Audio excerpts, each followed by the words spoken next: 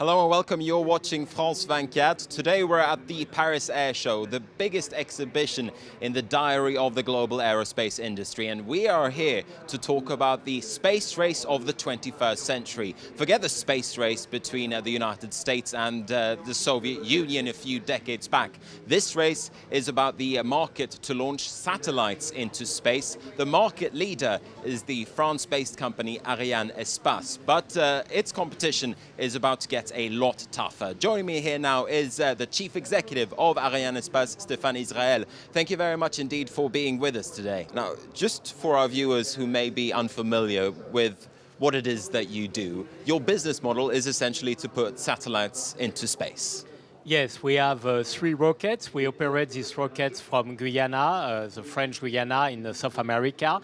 We have Ariane 5, which is our heavy lift rocket. We have Soyuz, our mid-sized rocket, in the context of a cooperation with the Russian Space Agency, Roscosmos, and Vega, which is our newcomer since 2012, which is a light rocket. And so we operate these 3 rockets. With these 3 rockets, we are able to reach at any time, any orbit for any mass. How many launches do you do every year? We have done 11 launches last year, and this year we have the objective to make up to 12 launches, which would be the maximum launches we would have ever done from Guyana. And let me cut straight to the chase. How much does a launch actually cost? How much does it cost to put a satellite into orbit these days? You know, it depends on the rocket, but regarding Ariane and Ariane on the commercial market, let's say that we put in an Ariane a big satellite and a small satellite. And let's give you an order of magnitude, $110 million for a big satellite and less than $70 million for a small satellite. After, it depends also on the level of the dollar and of the exchange rate, because our costs are in euro and we are paid in dollar. It means that as soon as the dollar increases, is stronger, we have more room for maneuver regarding our pricing policy. So the past 3 or 4 months, they have been kind to you, in other words? We welcome very much the fact that euro is less strong than it used to be. We are a European project and we need the European currency to benefit us. It is now the case.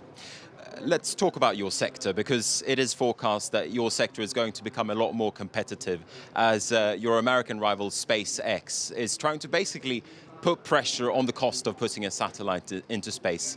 Does SpaceX make you nervous?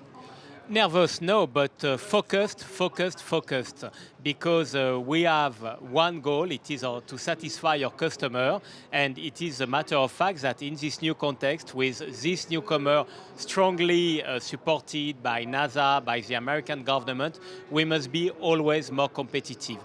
I do not make any reproach to SpaceX. It is a success story, but what I know is that we used to face other competitors. It was more Proton in the last decade.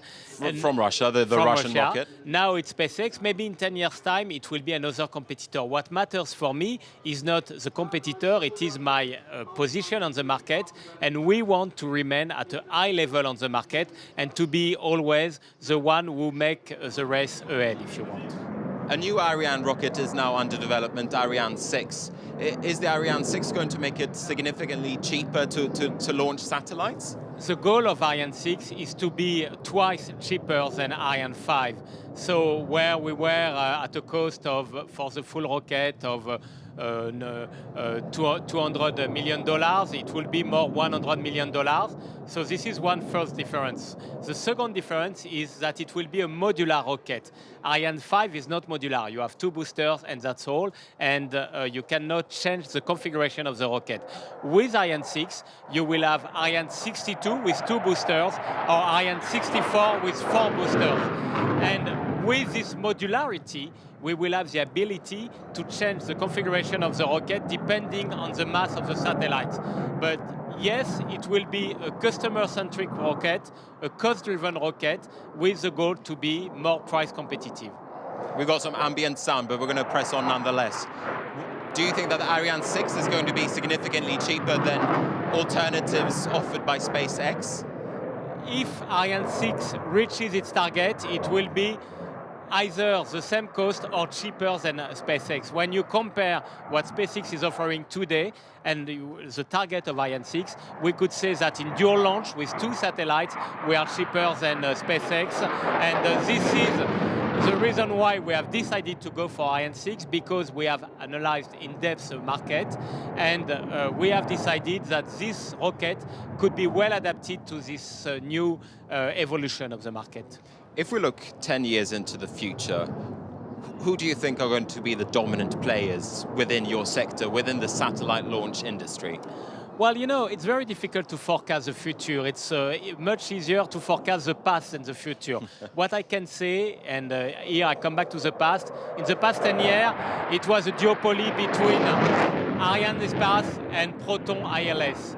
This decade, it tends to be a duopoly between Ariane and SpaceX.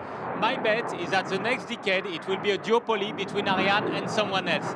SpaceX maybe another player, but I am sure that we will be there in the next decade.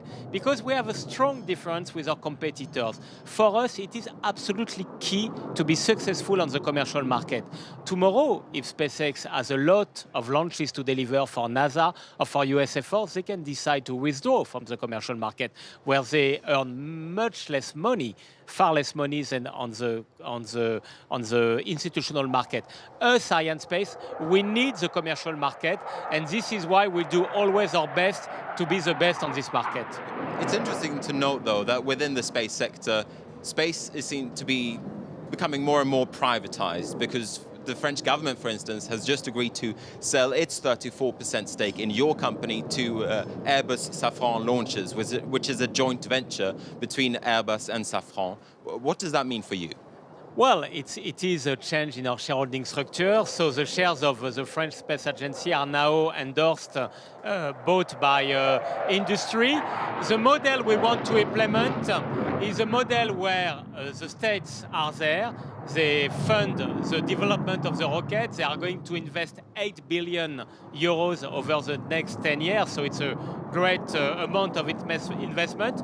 We want them the states, the governments, to be customers for the rocket, as it is the case in the US. But when it comes to the design of the rocket, the development of the rocket, its commercialization, we think it is more efficient to be under the responsibility of the private sector. So it does not mean that there is a withdrawal from the public sector. It is an evolution, a bit like what is happening in the US. In the US, the government is really, really present in this domain, but more as a customer than as a shareholder. This is the direction we have decided to go in France and in Europe. You said earlier, though, that SpaceX, to some extent, is receiving support from the US government. Are you getting the same support? Will you get the same support from the French government and other European governments? We have less support because we do not have this huge contract with European customers. We have some contract for Galileo, we have some contract for institutional satellites, but the public demand for satellite has nothing to do in Europe and in the US. And you know, in the US, you cannot enter on this market if you do not have an American rocket. The European market is much more open, and you have some European governments who have decided to go for a US launcher, which is absolutely not possible in Europe. So what I just want is a fair competition between Europe and the US. I mean, US is also a partner for us. We launch a lot of satellites which are manufactured in the US. We will have the privilege to launch James Webb Telescope, a satellite from NASA, in the context of a partnership between Europe and the US. But it is a matter of fact that when it comes to supporting its industry, I think US is very efficient. It's not a critique, it's like that. And what we need in Europe is also to have strong anchor customer, public customer, governmental customers, strongly committed for Ariane. Is it a good deal for Airbus and Safran to be investing more money in Arianespace? Are they going to make money off you so to speak? No, I think at the end of the day, it is the same money. And if Airbus Safran Launcher becomes our shareholder at 75%, if we make some losses, it will be their losses. So what we want to do... But do you think that you're going to make money? I'm sure we are going to make money, but this is not the primary goal of that. The primary goal is not, we are not here to accumulate more and more money. We are here to be competitive on the market, to be successful on the market. So the goal is not to be always more profitable. The goal is to be always more successful. And for that, we need to be more price competitive than we are today because we are facing a very strong competitor who reduces its price. So we must adapt ourselves. And this is all about this new governance of the space sector. And what kind of growth are you expecting in the next 10, 20 years when it comes to satellite launches? We think the satellite demand will be quite stable. When it comes to GTO satellites, telecom satellites, it is around 23, 25 satellites per year. We think this will be quite stable. The key changer will be if big constellation, low Earth orbit constellation materialize. In this case, if they are successful, it will be a game changer because we do not speak about 25 satellites. We speak about hundreds of satellites.